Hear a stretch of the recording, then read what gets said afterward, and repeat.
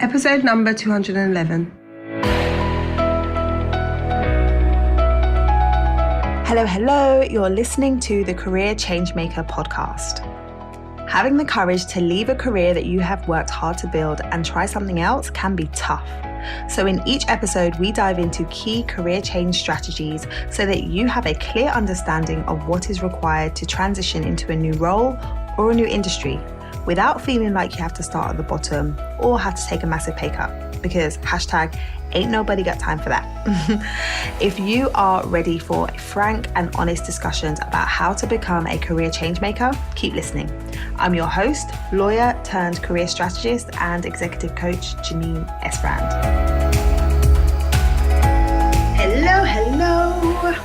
How are you doing? Today, I want to talk to you about better boundaries at work, and how having better boundaries at work will set you free and will improve your work experience. So I want to talk about boundaries because I have experienced the impact that implementing boundaries can have on your life from a professional perspective. Going from working as a lawyer part-time to having a business that was a side business. I had a portfolio career.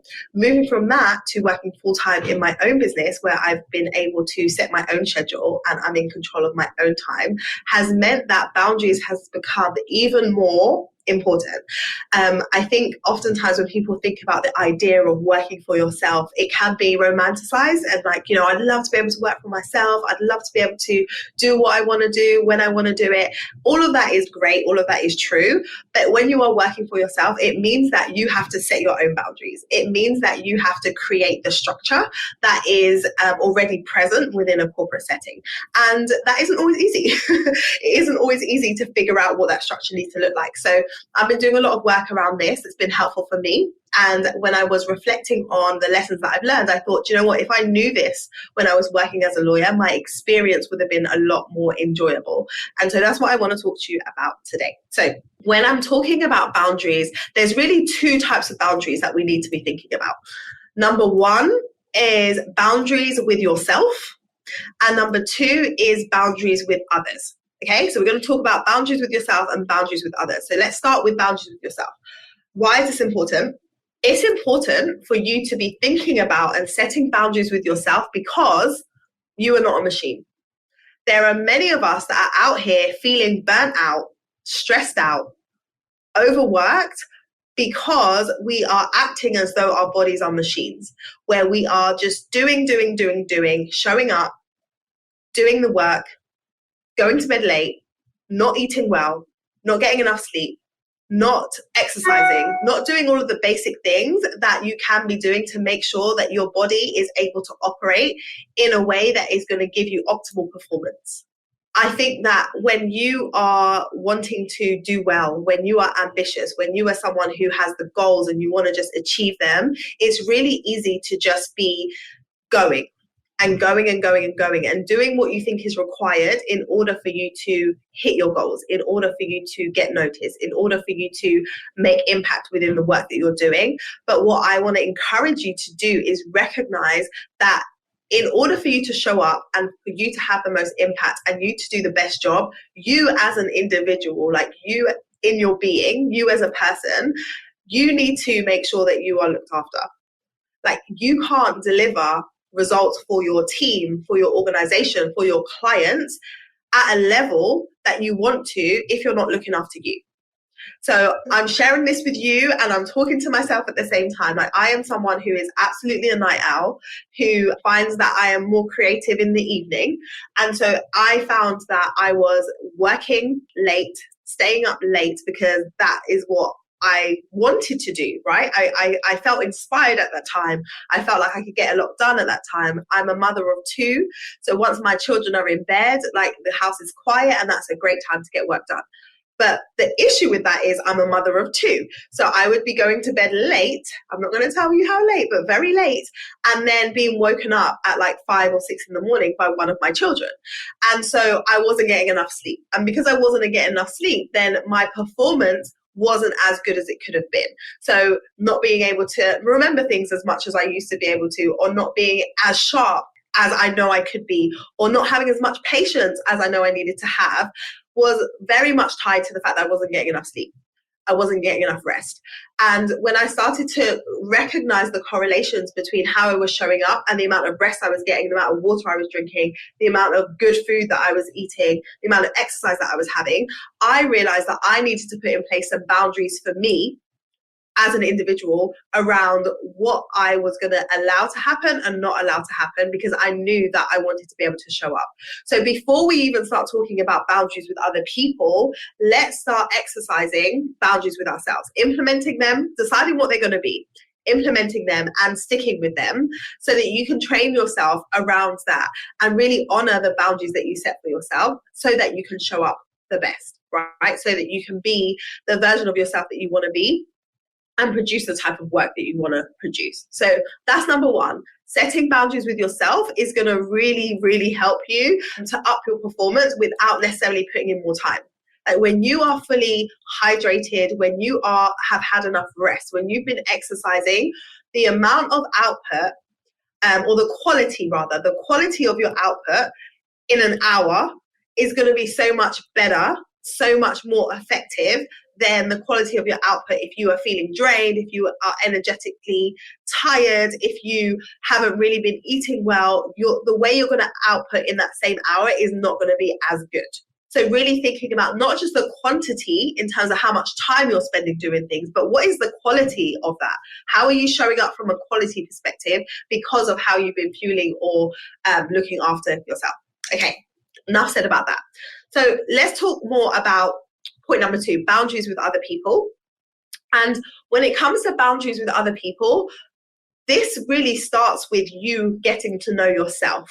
Like raising your level of self-awareness is key when it comes to boundaries with other people. When you can understand what your preferences are, when it comes to your communication style, when it comes to your learning style, when it comes to your working environment, when it comes to how you have a relationship with deadlines. When you understand that more, you're able to articulate to other people what those things are. It's really interesting to me. Whenever I work with new clients, one of the assessments that I do with them is a DISC assessment.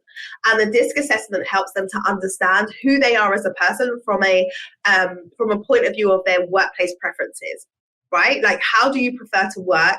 What works best for you? How do you communicate the best?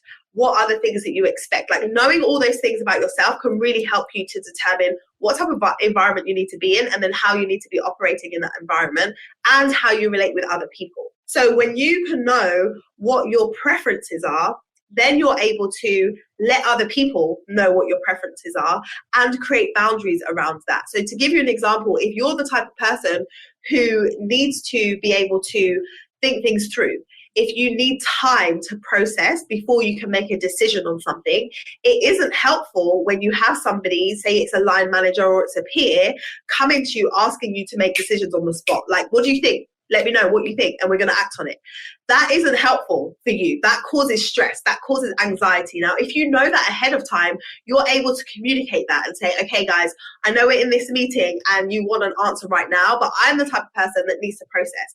So I'm going to go away, process, and I'm going to come back to you this afternoon. Or I'm going to come back to you in the morning with an answer so that you don't feel rushed, but you've managed their expectation. But you're not able to do that unless you know that that is true for you. So that self-awareness piece allows you to let other people know. And the self-awareness piece allows you to really stand in your boundaries. I recognize that and I'm going to use an analogy from parenting because I am a parent and I draw so many lessons from my interactions with my kids. But I realize that when my children have tantrums, it affects me deeply. And not just affects me in terms of like, oh, I'm upset that they are getting upset. It affects me because I sometimes get irritated by the fact that they're having a tantrum about this very thing. You're upset that I said no when I know that the reason why I said no is for your benefit. And actually, you shouldn't really be this upset. Like in my mind, it's like, you shouldn't really be this upset right now. Like I said, you cannot have dessert before dinner for a reason. Like, why are we having a tantrum? Why are we having a meltdown? And when my children are in moments of meltdown, I would get sometimes irritated by the reason why they're acting like this, like what is actually going on. And I appreciate they are 5 and they are 7, and emotionally there's a lot going on. But in the moment, sometimes I'm just like, what is actually, why are we doing this? And I'm getting upset. So what I realized was I needed to create a boundary so that I didn't get triggered and that I wasn't discounting their feelings. So rather than trying to get my 7-year-old to calm down and stop rolling around on the floor and shouting in this moment, rather than doing that, I'm going to allow him to do what he needs to do. But my boundary is you just can't do that in my space. You just can't do that in my space. So rather than telling him, like, stop doing that, which is what I used to do, I started saying, okay, I understand that you're upset and I understand that you want to have your tantrum, and it's okay. It's okay to cry. It's okay to get upset. You can do that, but you can't do that here. You cannot do that in my bedroom. You cannot do that in my presence because I can't deal with that right now. So what I need you to do is go and do that in your bedroom. When you calm down and you're ready for a cuddle and you're ready to talk, come back to me. So I started doing that with my son, and it blew my mind as to the effect. So what I have seen is a few times he's got up, he's left the room. Before he even makes it to his bedroom, he comes back and says, Mummy, I'm sorry about my attitude, or I'm sorry about the way that I've been acting. It's just that. And then we can have a conversation. So with me holding my boundary and saying, like, I'm not telling you to stop what you're doing. I'm just telling you that it's not okay to have it in my space. It's helped him to realize, like, do I actually need to have a tantrum right now, or do I just want mum's attention? And if I can't get her attention by rolling on the floor, maybe I'll just do what she said and have a conversation. Why am I sharing this with you? Like, I'm not saying that your colleagues are tantruming. I'm not saying that they're like 7-year-olds, but the same principle applies when it comes to the way that people like to do things. There may be people in your space, in your organization, in your team that like to do things a certain way that doesn't align with the way that you like to do things. And so the boundary is really about you saying, okay, it's okay if that's how you want to do it, but if you want me to be involved in this project, or if you want me to be able to produce, this is what I require. So if you need me to work to a deadline, I need you to give me some space. Like, if you know that this is going to be due next week, please don't tell me the day before it's due that I have to have input. Like, can you give me a heads up?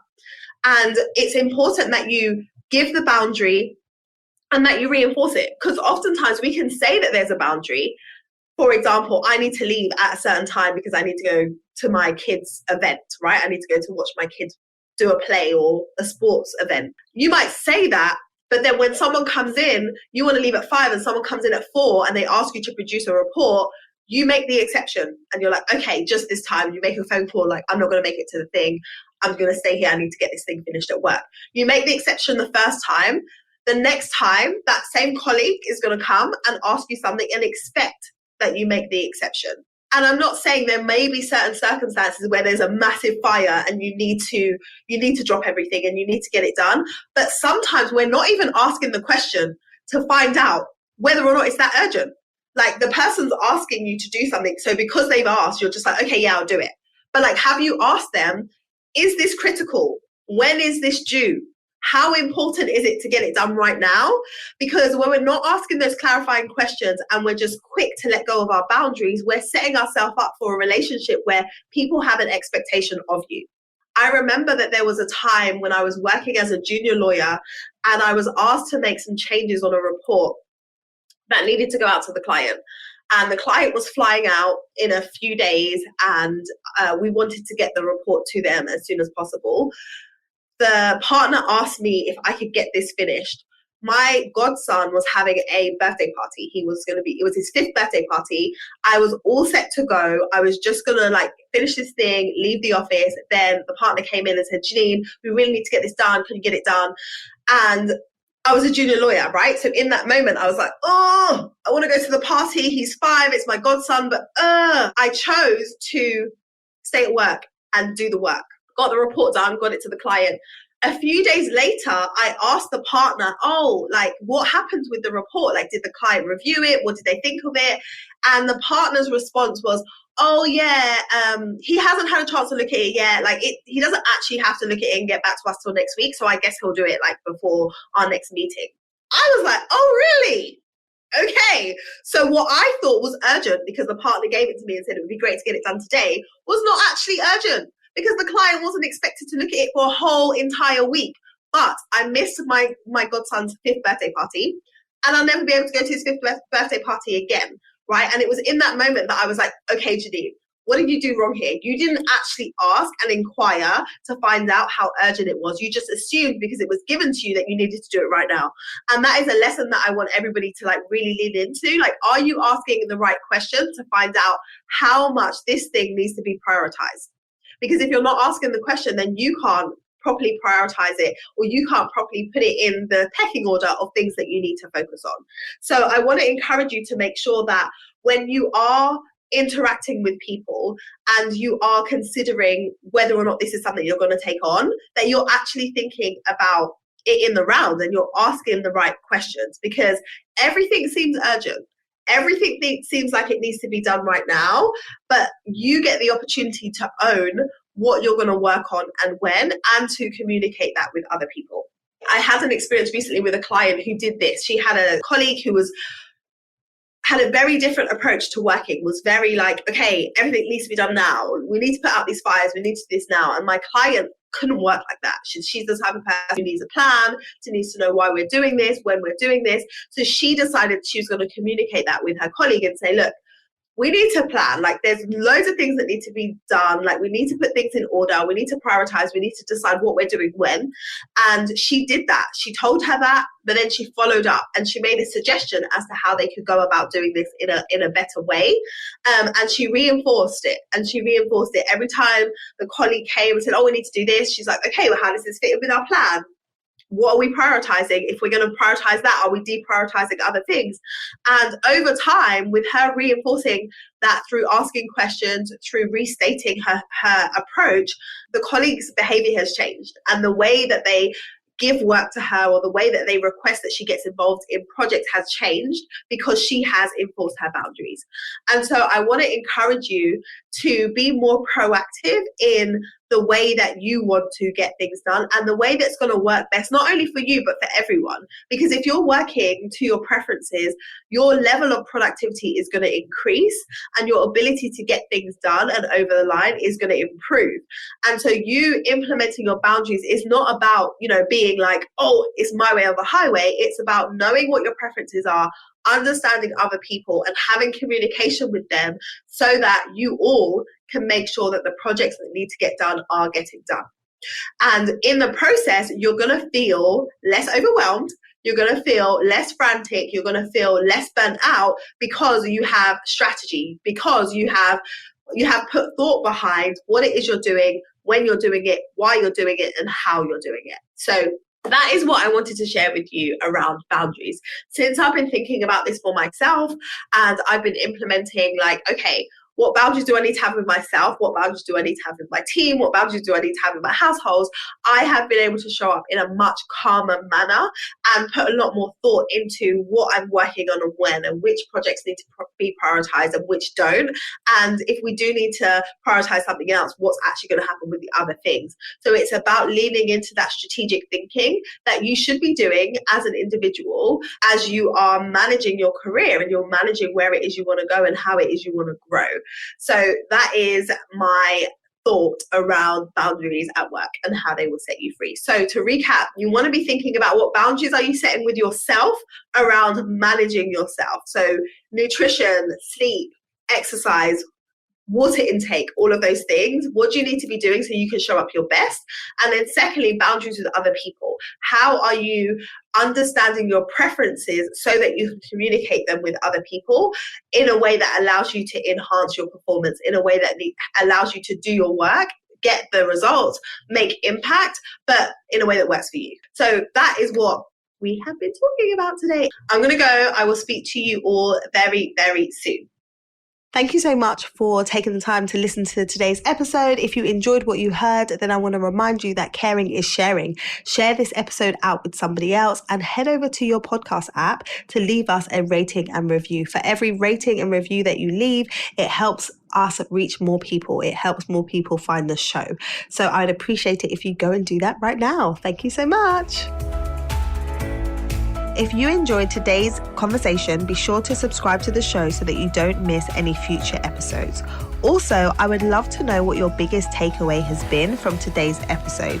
Come over and join us in our Career Changemakers community over on LinkedIn so that you can join the conversation there. Head over to lightboxcoaching.com/community and it will take you right to the group. I look forward to seeing you.